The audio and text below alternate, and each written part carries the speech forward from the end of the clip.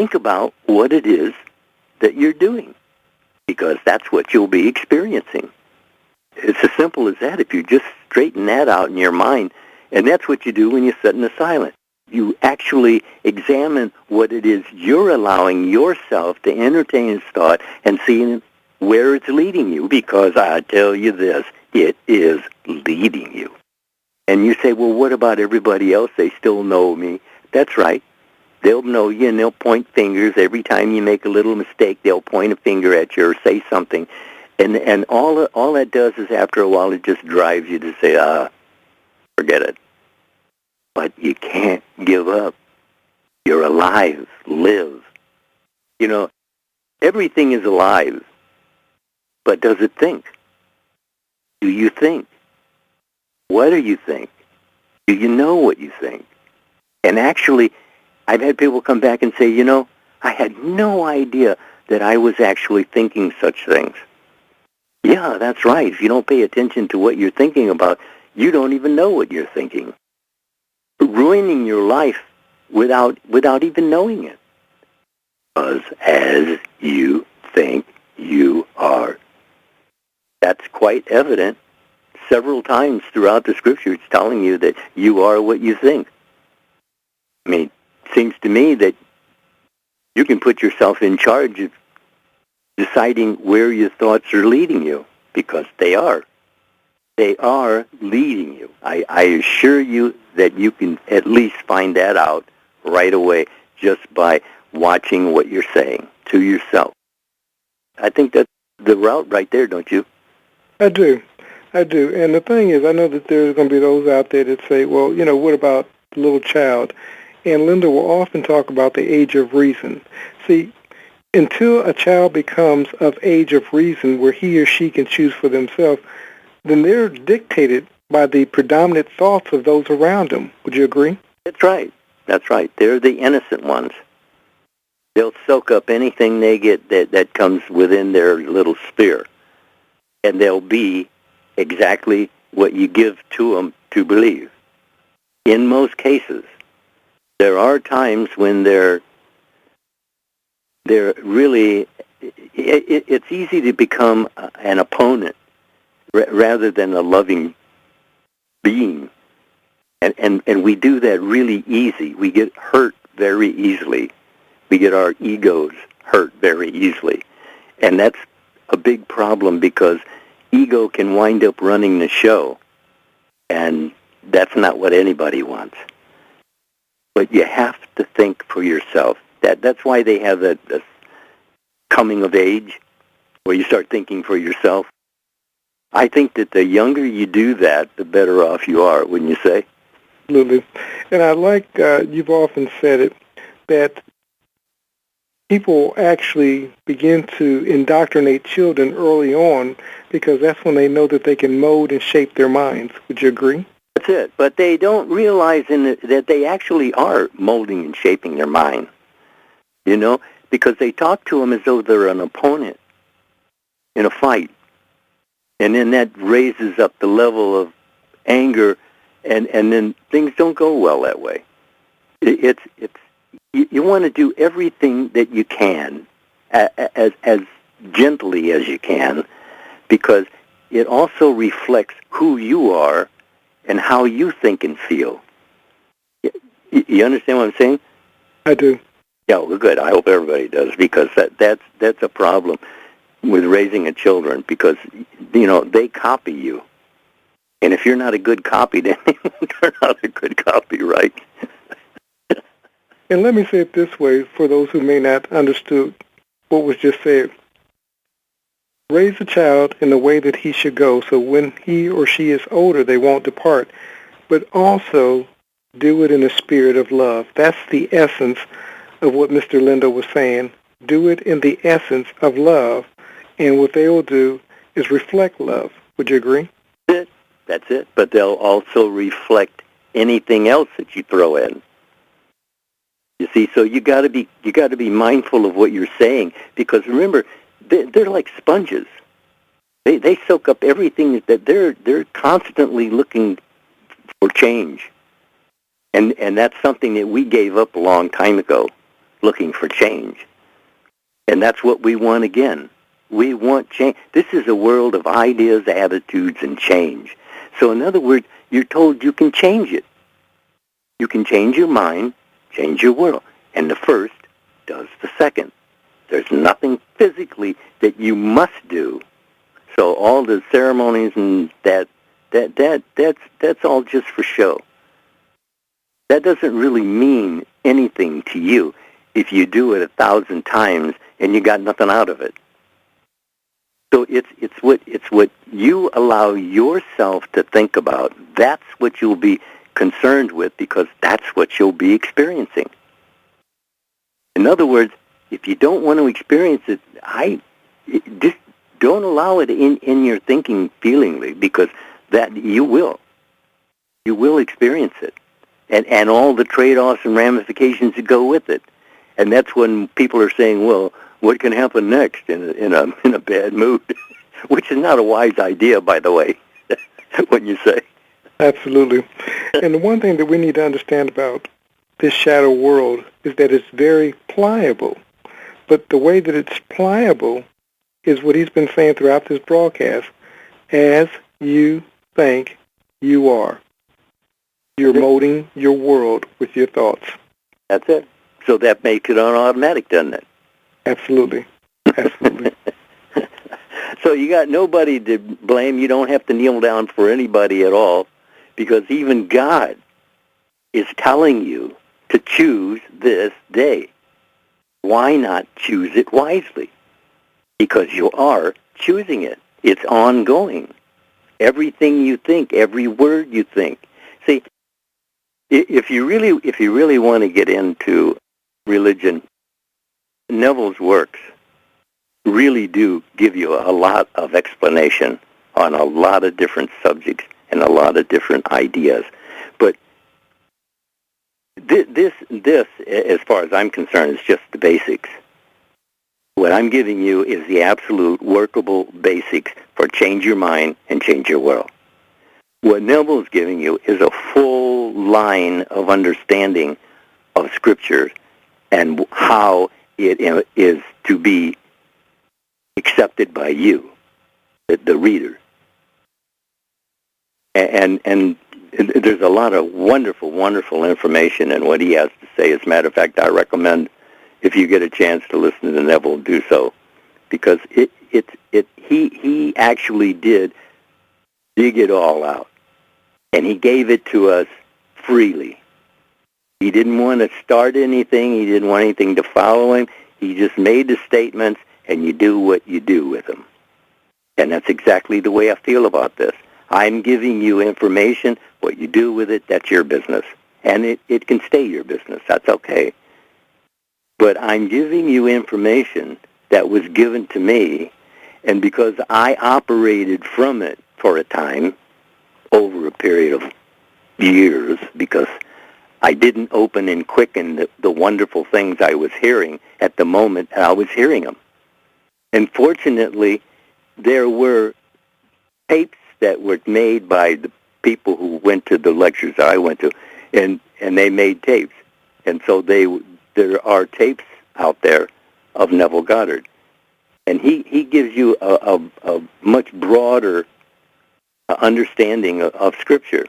But the thing of it is that you have charge. You can take charge. You don't need all of that information. All you need to do is to open and quicken one idea that you hear that impresses you. And if you do so, the rest of it will open up automatically. You'll automatically get what you're looking for. Seek, and you shall find. In other words, there's not a question there. If you're seeking to know, you shall find. There's not even a question, because you're always thinking ahead of your evidence, and you'll get the evidence of what you're thinking. So choose it. Wouldn't you say that'd be the way to do it? Absolutely. And what I like about the teachings of Neville, I mean, you can listen to it and you would never exhaust all the information, because it's a lifetime body of works. And what I like about what we're getting here is that it is foundational teaching. This is the foundation. This is the basics. It's like any sports or anything that you would do to excel in, you get the basics first. That's right. That's right. For many people, the works of Neville are very complicated for them to understand. So maybe starting with the basic teachings here and then advance on or use them together. That's the idea. I mean, he left for you a legacy, but he didn't even try to leave a legacy. He just wanted people to hear what he had discovered that they could get in touch with. But he gave you a complete review of the Bible, and that is very, very helpful, especially once you have awakened even a little bit, because that's the way it happened to me. One thing happened, and then two things happened, and three things happened, and then I knew that I was on the right track. And so from there on, I'm committed. Voluntarily, believe me, voluntarily. And so will you, because it is yours. You are the star of the Bible. I am with you always. I will never leave you. I will never forsake you. Omnipresence. And what more do you need to know? That's the question, isn't it? It is the question. It is. And you'll come to find out that you don't need to know anything more. That's the answer. The thing of it is, you have to be serious about it, though. Anybody can say, I am. But that's not going to bring them the things that they want. Just saying that. And that's what it is. People know about, but it's not knowing about, it's thinking from. Wouldn't you say? Absolutely, absolutely. And you often say that's the difference that makes the difference until it becomes yours, first person I, then it's going to always be someone else's message that sounds good. Would you agree? That's it. That's it. And the thing of it is, after a talk, different people are saying, that's such relief, such relief. But you see, they don't realize I'm not going home with them. They all they got to take home is the message.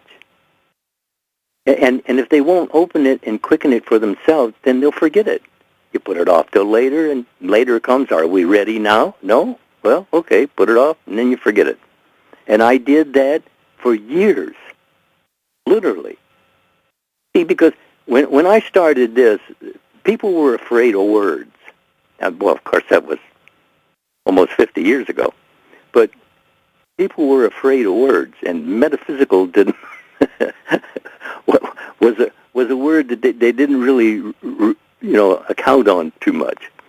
But the idea is that being afraid is detrimental to your understanding, and it's always up to you. I will figure this out. That is, in other words, I will discipline myself to sit in the silence and consider what it is that I've heard. Because if you'll do so, it'll excite you. And what excites you draws you to do more of the same. So it's always up to you. I will do this, I will not do this. It's as simple as that. And you can do it. It is a doable. And Scripture tells you it's a doable, and God told you to do it, and He wouldn't have told you to do it if He didn't know you could do it. And He said you can. So you can. And if you don't, well, that's your decision. Live with it. That's the best you can do, isn't it? It is. But like you said, and you've said continuously, you are given the choice. And each person must choose this day whom they will serve. Would you agree? Actually, that's it. You're doing so anyway. In other words, if you're thinking negatively, you're using the power to create a negative situation. And you'll succeed at it because it doesn't fail. But you can use it for a positive idea, and it won't fail you there either. But you have to focus on it. And that's all it is. What has your focus has your life, wouldn't you say? Absolutely. And it goes back to, we're talking about the shadow world, so as within, so without. And when we're talking about the within, what are you thinking about? Would you agree? Yes. That's it. What are you thinking about? That's exactly it. You are a thinker. You're a thinking, feeling being. Even if don't claim to be religious, you're still a thinking, feeling being. And that's who the message was for, a thinking, feeling being. And what you're thinking feelingly about, your being. I know people tell, well, it sounds pretty super simple. Well, then be super simple. It tells you, you shall become as little children to enter the kingdom, right? Absolutely. So, absolutely. That's what it is. In other words, if you have faith in your Father, then you're not worried, are you? No. That's it. If you don't have faith in your Father, well, then you're worried. But He tells you, fear not. And if He told you fear not, what do you got to fear? He's the one running the whole show. He started it, and He finishes it, right? It says, right in the beginning, that you are. That's it. You have a say, a valid say, and you're saying your valid say, and your world of experiencing is the result of what you're saying with your valid say. And if it's not pleasing, then you can change your valid say, and then you'll live better, wouldn't you say? Absolutely. And I want to go back to that real quick. You said you have a valid say, and your world of experience is based on your valid say. So for you out there that say these principles don't work, or that you can't use them, or you're using them, even in your say that the principles don't work, they're working for you. What if you were to change your conversation and begin believing and understanding that even your negative say is a valid say that's producing a harvest? Would you agree? That's it. That's it. You have a valid say. And if you just throw it around, you can get whatever it lassos on. And you'll draw it in. Look, if as you think you are, I mean, I can't imagine it being said simpler, that as you think you are. What are you thinking about generally most of the time? That's what you're experiencing. Wouldn't you say? I'm trying to keep this simple because I know how simple it had to be for me to get it. Because for a long time, I didn't get the idea. And even though they were simple, that I know now how simple they were, but at the time I didn't see that as simple. And so therefore I kept denying myself. And as we're told, all denial is self-denial. So once I decided that I was actually denying myself, that I wasn't being denied, well, then I realized that it has to be on automatic. And it is. It's on automatic, as you think you are. That sounds to me absolutely automatic, doesn't it? It does. It's like the car don't start until you turn the key. Well, there you are. Where are you going? See, if you know where you're going, then you'll know what you should be thinking about. If you don't know where you're going, you don't know what you should be thinking about, and so you could be thinking about anything. And anything is what you'll experience. It's so simple that it's laughable. In fact, that's what it says. He laughs. And what he's laughing at is actually how ignorant we are of what we are right here, right now, with the presence of God. See, we're just not looking, we're not paying attention to the right things. Because what we are paying attention to, that's what we're living, that's our living right there, what we're paying attention to. And are you enjoying your living? That's a simple question. If you say no, well, then change your attitude, change your assumptions, change your moods, and everything will change accordingly. It doesn't cost you anything to try it. And, well, actually, it told you to do a thing. It doesn't tell you to try it. Because that was the excuse I used for years. Well, I tried, you know. But that doesn't get you anywhere. You got to do it. Do a thing, and you shall have the power. It's that simple, isn't it? It is. And I like to go back to what you were saying about in your life. If you're experiencing it, if you're living it out, you've created it. That's it. That's right. That's exactly it. They themselves are makers of themselves. Nobody's making you.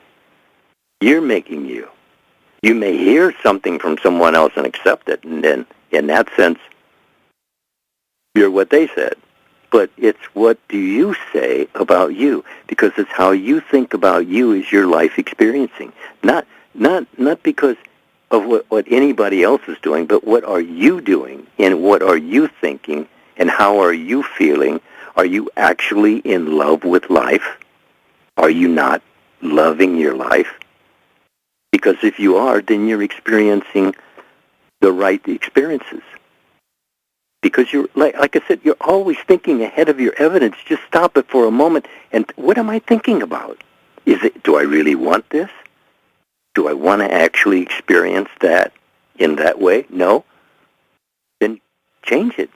That's what you're given to do. Change your mind, change your world. It's that simple if they keep it simple, isn't it? It is. And I was thinking about the person that says, there's just never enough money. I'm always struggling. If that's the tape that you're continuously playing in your mind, the only thing that you're going to get is more, not enough, and always struggling. If you want to change that, begin changing the self-talk. Realize that we're in an abundant, matter of fact, an overly abundant world. A tree, by its nature, just can't grow one leaf. A tomato plant, by its nature, once the seed is planted, can't just grow one tomato. And even within that one tomato, have just one seed. God has created a universe of abundance. And there's no lack of wealth. There's only a lack of ideals to create wealth. Would you agree? Yeah, absolutely. But, the thing of it is that, people say, well, you always say there's plenty of opportunity out there. Well, there is. Is that what you're looking for? Or are you looking at the fact that there isn't any opportunity? Because if you're looking for the fact that there isn't any opportunity, that's what you'll find. What you're looking for is looking for you. I mean, I think that states it very, very plainly, doesn't it? It does. I mean, what you're looking for, see, that's why I ask people right off, what do you want? What did you come here for? What are you looking to gain that you didn't have before you came? And most people will say, well, they want to change something, they want to change this, they want to change that. Well, then you do so. And hold a conversation in which it's the way you want it, not the way you don't want it. That's all there is to it. You're given choice. You're choosing. You're choosing to know it or not to know it. It's that simple. You're given to know. You are. It tells you right there in Scripture that you're given to know. So you got no excuse. And God hasn't denied you anything. He's given you everything. But you have to earn it in yourself by thinking from it. See, it's all a gift. When I say you earn it, I mean you're going to do the necessary thinking feelingly ahead of your evidence to get what you wanted. And you will. But it takes persistence. It takes consistency. And I'm not thinking all the time. I know you're not paying attention all the time, believe me. I'm more aware of that than you realize. But you can change your mind. You can do that. And if you will do so, you'll change your world of experiencing. One will actually demand the other. You're in charge, take charge. You're in control, take control. I don't know. That's it. That's just it. You're looking for control, and you have it right with you if you'll just stand up and take control, wouldn't you say? Absolutely. And going back to the subject, whether it be wealth, health, relationships, see the opportunities in the world. Don't see a world that does not hold these things, but see a world abundant of these things. And as Mr. Lindell said, thank from the opportunities, not of the opportunities. Would you agree? Yeah, it's all about being a better director of your own thoughts. In other words, you have, I've heard 60, 70,000 thoughts a day is what the average person actually has passed through. But it's only the ones that catch your attention. And that's what you're to do, is to see that what is it that you're attaching your attention to? What thought? What feeling? Because that's what you will be experiencing ahead of your evidence. And that's what you're doing. You're making your world of experiencing moment by moment. You're creating your future moment by moment. So you can change what you are. And if you want to do so, do so. It doesn't cost you anything. No one else needs to know what you're doing. As I said before, as a matter of fact, when you start out, it's just as well that nobody know what you're doing, because they'll discourage you. They won't think they are, but they will be discouraging you. They'll think they're telling you what is true and what is right to do according to natural man-mind reasoning. But we all seen that hell is of your own making, your own thinking feelingly. So is heaven. And you're told to bring heaven on earth. So you can do so if you're told to do it. Wouldn't you say? Absolutely. So as we're bringing it to a close, this shadow world known as life or virtual reality, what would you say to the listeners in closing?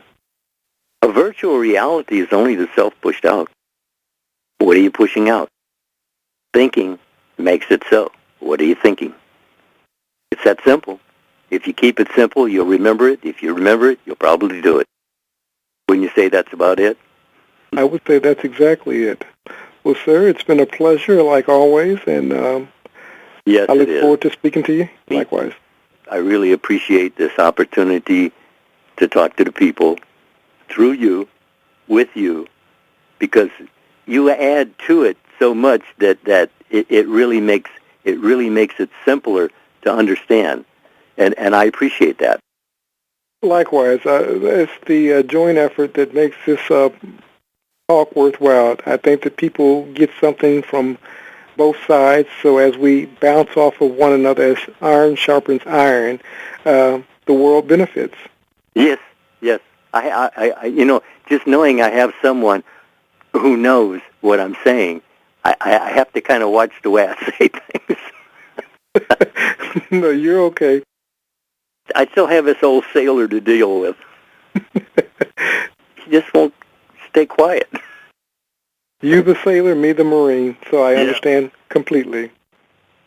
People just want to know what you did to be successful. The 4 CDs that I have out there, it's all there. I mean, if you took any one of the CDs and actually followed through on what you understood there, you could change your mind, change your world. And all you have to do is just listen to the CDs. It's always reiteration and reiteration. The idea is that you have to get in and think from. And I want to go back to the 4 CD set. Go to the metaphysicalarttheater.com. But what we're going to do is, for those who purchase the physical CDs, we're going to also get your email address. And what we're going to do is send you 4 complimentary PDF books. You're going to get those books with the CDs when you order the CDs online. We can only mail in the U.S. right now, but for those who are outside the U.S., we can send you a digital bundle with everything, so you'll get the enjoyment without waiting for it in the mail. Matter of fact, those who are in the U.S., if you would rather have the digital copies, we can do that as well. Metaphysicalarttheater.com. We're really into the business of helping you transform your life. That's our desire. Thank you, sir. Talk to you later. Talk to you later.